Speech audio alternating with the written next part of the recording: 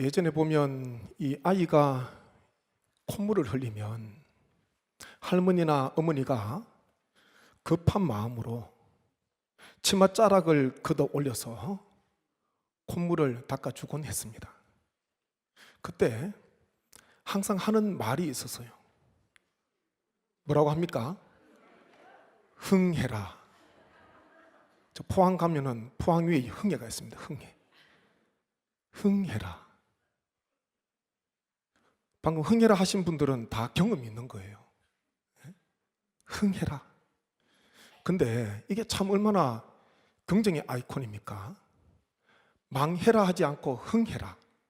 한자로 보면 일어날 흥, 일으킬 흥, 흥해라. 그렇게 가난하고 먹을 것도 없고 참 하루하루가 살기 너무 어려운데 그래도요, 엄마는, 할머니는 흥해라. 그래서 코를 풀어주곤 했습니다. 저자 미상에 이런 글이 있더라고요. 짧은 글인데 한번 들어보십시오. 어머니의 치마는 참 이상한 물건입니다. 코를 흘리면 닦아주는 손수건이 되었다가 햇빛이 따가운 날엔 머리 위를 가려주는 양산이 됩니다. 길을 가다 다리가 아프다고 떼를 쓰면 슬쩍 걷어 올려 무릎을 내어주던 방석이 되기도 하지요.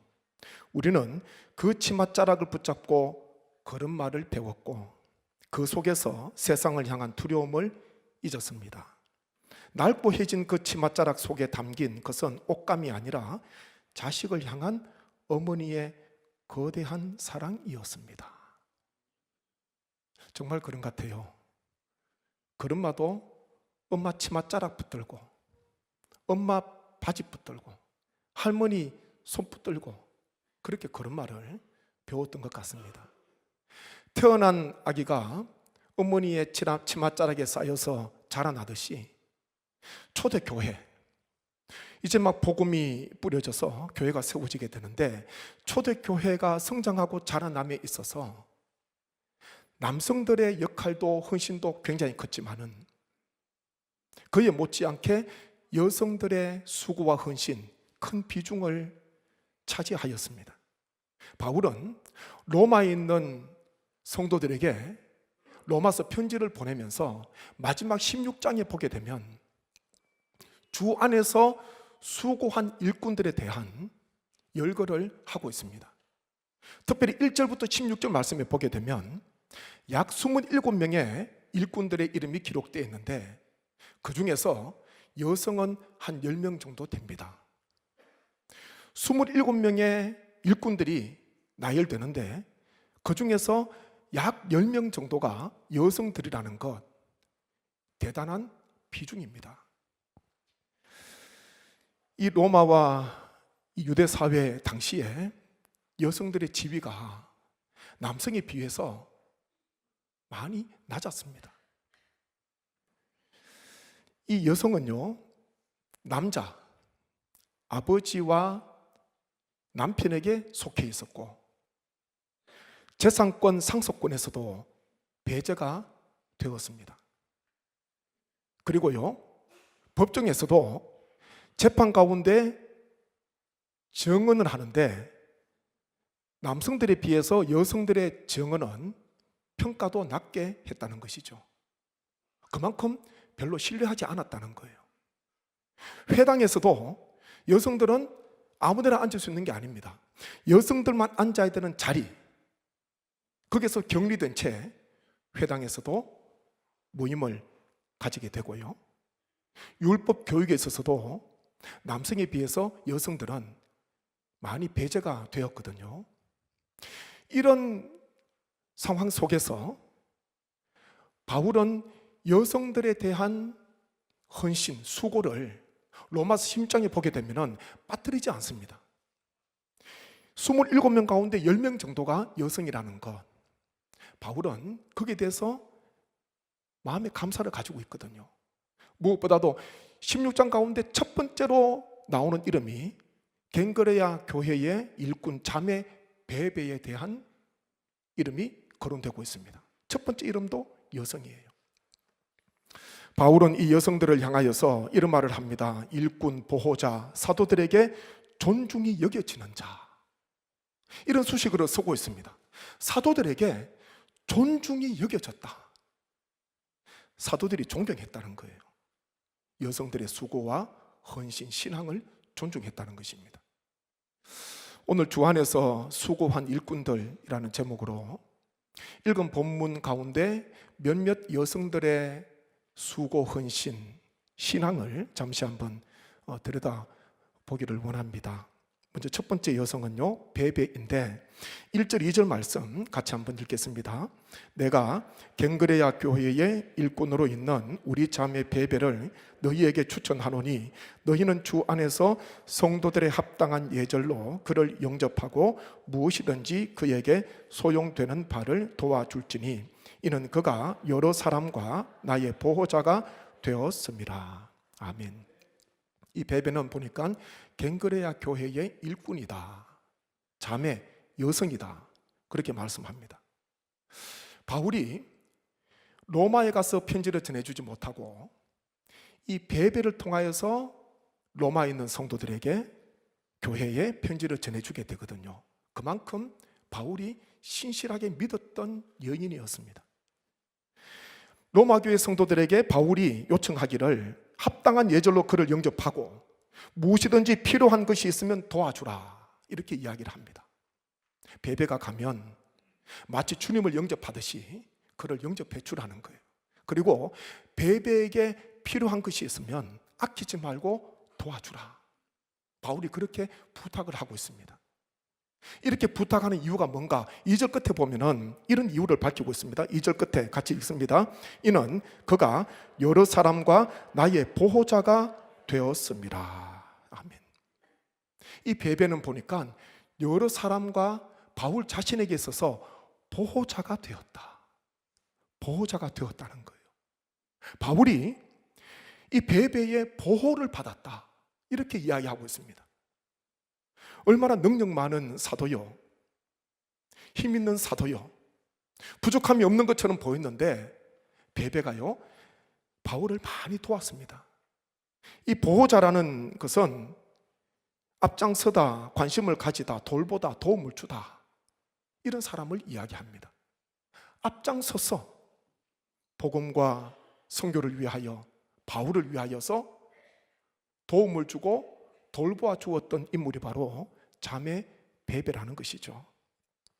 마치 예수님의 발에 향유를 부은 마리아처럼, 그리고 빌립보 교회가 창립될 때에 크게 헌신하였던 자주 옷감 장사 루디아처럼 베베는 그렇게 복음을 위하여, 바울을 위하여 앞장서서 뒤로 물러서는 것이 아니라, 숨는 것이 아니라 앞장서서 도와주고 또 돌보아주고 힘껏 섬겼음을 바울은 밝히고 있습니다. 자매 베베예요.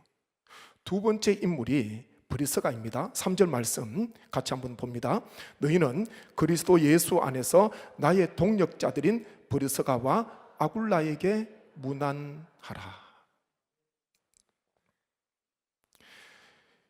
이 자매 베베를 로마 교회에 추천하고 난 뒤에 이제 본격적으로 3절부터 보면 본격적으로 일꾼들을 열거하는데 그 중에서도 첫 번째 이름이 여성입니다.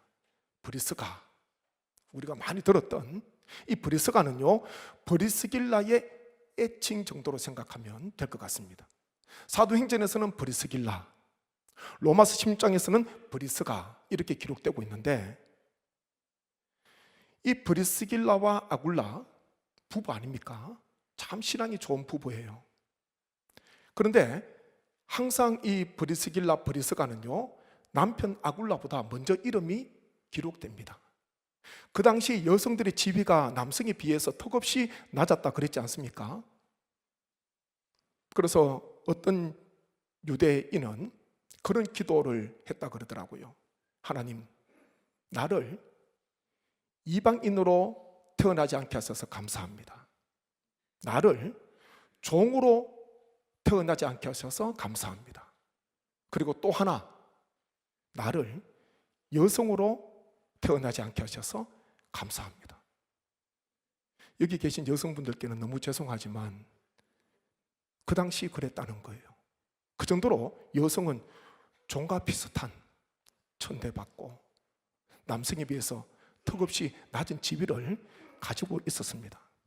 그런데 사도행전에 누가도요, 브리스길라와 아굴라 18장에 보면 두 번씩이나 그렇게 아내의 이름을 먼저 기록합니다. 이것은 의도가 있는 거예요. 브리스길라와 아굴라 모두 다 복음을 위하여 선교를 위해서 수고를 했지만은 남편 아굴라보다 아내 브리스길라가 더 중추적인 헌신을 했음을 우리는 이 이름의 순서를 통해서 알 수가 있는 것입니다. 아내 브리스길라 생각하면요, 남편 아굴라 생각이 나고, 남편 아굴라 생각하면은 아내 브리스길라가 생각이 나곤 합니다. 브리스가의 헌신이 얼마나 컸나. 가끔 신방을 가거나 또 새가정을 위해서 기도할 때에 성경에 많은 인물들이 있는데 정말 아름다운 신앙의 부부, 첫 번째 떠오르는 부부는요, 브리스가와 아굴라입니다. 브리스길라와 아굴라. 하나님, 이 두 분의 이 부부의 삶이 브리스길라와 아굴라와 같은 삶을 살게 해주십시오. 하나님 나라에 이르는 그날까지. 사도 바울은 고린도에서 2차 선교 때 고린도에서 이들 부부를 처음 만나지 않습니까? 직업도 같았습니다. 천막을 깁는 일, 천막을 만드는 일, 직업도 같았습니다. 바울은 이들 부부를 만나게 되고 고린도로 떠날 때에도 이들 부부가요, 바울을 따라서 났습니다. 그것은 복음 중심이요, 신앙 중심이요, 교회 중심이요, 하나님 중심의 삶을 이들 부부가 살았다는 거예요. 이 브리스길라와 아굴라 부부 생각하면은 참 얼마나 아름다운지 모릅니다. 함께 주의 나라를 위하여 그 어려웠던 때에 함께 복음을 위하여 함께 하는 부부, 진정한 부부의 아름다운 신앙의 모습 아니겠습니까? 바울은 이들 부부가 얼마나 크게 헌신했나 4절에 보면요, 이렇게 기록을 합니다. 4절 같이 읽습니다. 그들은 내 목숨을 위하여 자기들의 목까지도 내놓았나니 나뿐 아니라 이방인의 모든 교회도 그들에게 감사하느니라. 아멘. 바울의 목숨을 위하여 이들 부부는요, 자기들의 목까지도 내놓았다. 이렇게 바울이 증언하고 있습니다. 그리고 바울뿐만 아니라 보니까 이방인의 모든 교회도 그들에게 감사한다. 이번 은혜가 있으니까 감사하는 거예요. 브리스가와 아굴라 부부를 통해서 받은 사랑이 있으니까 감사를 하는 것입니다. 이들 부부는 바울을 위해서 자기들의 목까지도 내놓았다. 참 대단한 헌신이죠. 생명을 내놓는 것, 그것보다 더 큰 헌신은 없습니다. 가장 큰 헌신은요, 내 생명을 내어놓는 것입니다. 우리가 이 자리에 예배를 드리는 궁극적인 이유가 무엇입니까? 예수님께서 나를 위하여 십자가에서 생명을 내어놓으셨기 때문입니다. 그게 궁극적인 이유예요. 나를 살리기 위하여서, 나를 구원하시기 위하여서 십자가에서 생명을 내어놓으신 그 예수님, 그 예수님으로 말미암아 우리가 지금 예배를 드리고 있습니다. 인생살이에 이러저런 고민들, 걱정들, 염려들 많이 있겠지만은 우리가 예배에 다녀올 때마다, 예배를 드릴 때마다 다른 그 어떤 이유가 아니라 하나님의 사랑, 주님의 십자가의 그 은혜가 얼마나 큰지 변치 않는, 생명까지 내어주신 주님의 그 사랑을 기억하면서 우리 하나님 앞에 예배를 드려야 할 줄로 믿습니다. 이 브리스길라 아굴라 부부는요, 바울을 위해서 자기 목까지도 내어놓았다. 최고의 헌신을 했다는 거예요. 가장 높은 차원의 헌신을 이들 부부가 하였다는 것입니다. 또 한 인물은 마리아입니다. 6절 말씀 한번 같이 읽습니다. 너희를 위하여 많이 수고한 마리아에게 문안하라. 아멘. 이 마리아 정확하게 어떤 일을 했는지 모릅니다. 또 정확히 누구인지 모릅니다. 근데 바울은 너희를 위하여, 너희가 누굽니까? 로마 교회 성도들, 로마 교회를 위하여서 많이 수고한 마리아에게 문안하라. 바울이 이렇게 기록을 하고 있습니다. 많이 수고했다, 몹시 헌신했다, 그 말이에요. 이 말 의미에 보게 되면은 극도로 피곤한 상태가 될 정도로 수고했다는 것입니다. 극도로 피곤한 상태가 될 정도로 헌신했다는 말이에요. 많이 수고했다는 것이. 재정적으로 후원을 했는지 아니면 가난한 자들을 돌보면서 봉사를 했는지 정확하게 알 수 없지만은 바울은요 극찬하고 있습니다. 너희를 위하여 많이 수고한 마리아에게 문안하라. 많이 수고했다. 교회마다 마리아처럼 많이 수고하신 분들이 있습니다. 어느 교회나 다 있어요. 지금 시골에 10명 남짓 모이지 않는 교회에 가서 보면요, 그 교회에도 계시든지 천국 가셨든지 많이 수고하신 분들이 계십니다. 그 어려웠던 때에 교회를 위해서, 복음을 위해서, 하나님 나라를 위해서 수고하고 몹시 헌신하신, 그것 때문에 때로는 마음의 육신의 약함도 찾아오기도 하고, 마음의 병도 육신에도 병이 찾아오기도 하고, 그런 분들이 우리 한국 교회마다 있는 것 같아요. 사도 바울은 마리아를 이야기하면서 많이 수고한 마리아, 이렇게 소개를 하고 있습니다. 우리가 일일이 다 살펴볼 수 없는데 27명의 이 일꾼들, 주 안에서 수고한 일꾼들입니다. 이 사람들이 정확하게 무슨 일을 했는지 알 수가 없어요. 이름만 기록되어 있습니다. 그런데 위로가 되는 것은 사람들은 기억하지 못해도 우리 주님께서 기억하신다는 것, 그거 중요하고요. 또 하나는 주 안에서 하는 수고가 결코 헛되지 않는다는 것. 바울이 로마서 15장, 고린도전서 15장 말씀에서 증언하지 않습니까? 부활이 있기에 주 안에 사는 수고가 헛되지 않는다, 그렇게 말씀을 하고 있습니다. 10절 말씀을 쭉 묵상하다가 보면 하나님이 주시는 은혜가 있어요. 때로는 우리가 주님을 위해서 헌신하고 수고할 때에 때로는 여러 가지 어려움이 찾아올 수도 있습니다. 그리고 큰 일을 하다가 보면 사람들이 좀 알아주면 좋겠는데 사람들이 칭찬도 없어요.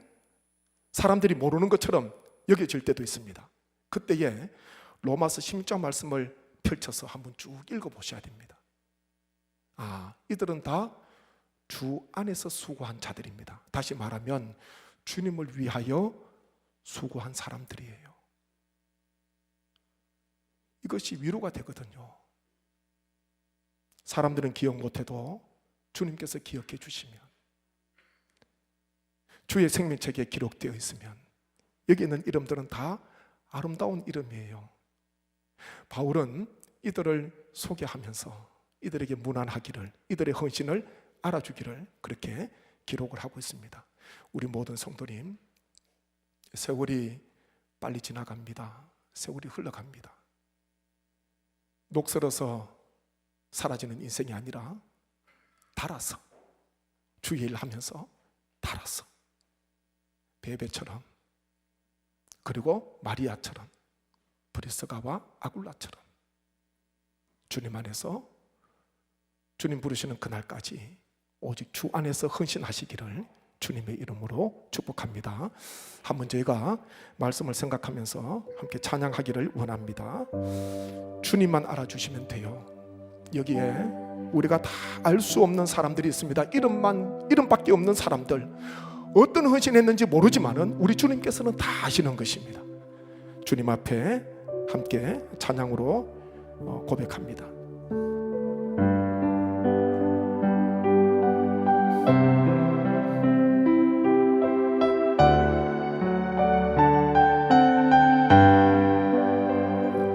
당신의 그 섬김이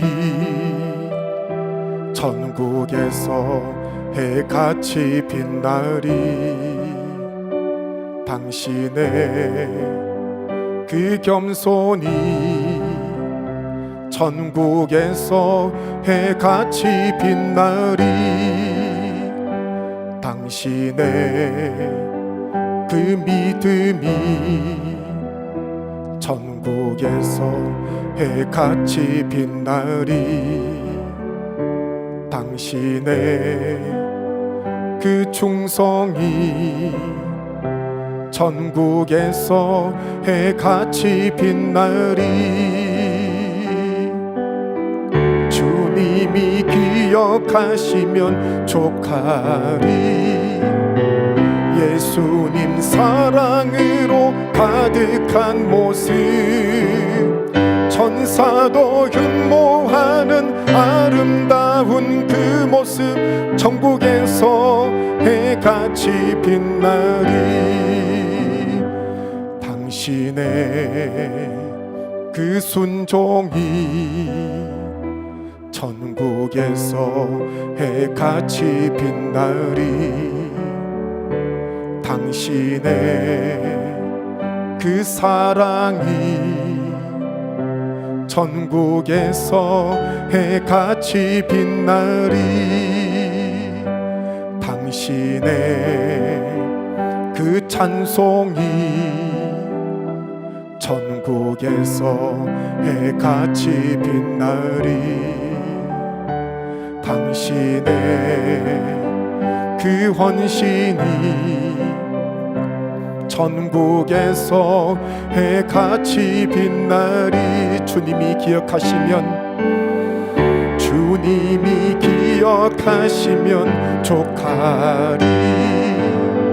불타는 사명으로 가득 찬 모습, 천사도 흠모하는 아름다운 그 모습, 천국에서 해같이 빛나리.